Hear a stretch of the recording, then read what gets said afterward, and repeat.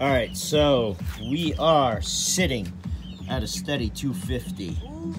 At about 200, 250, that's where we're running at.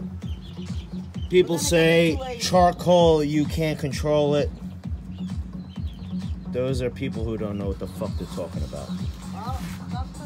But we've been cooking pig all week. We've been running a snake pattern of charcoal. This will usually run you about 250, 200 with a triple layer, depending on your stack. We got country pork ribs going. You can't go wrong with country. With 2 potatoes. Wanna throw a little beer in there? Beer's already in there. You're like 2 hours too late. The beer's in there already. Oh, mi scusi. But these little piggies ain't going wee all the way home. They're gonna fucking be goddamn delicious, is what they're gonna be.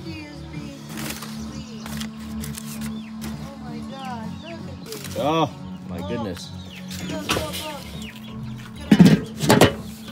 So, with a Weber kettle, you can smoke. You do snake wherever the flame is, as you can see, where the flame is, where the little puff of smoke is. That's where you put your thermometer.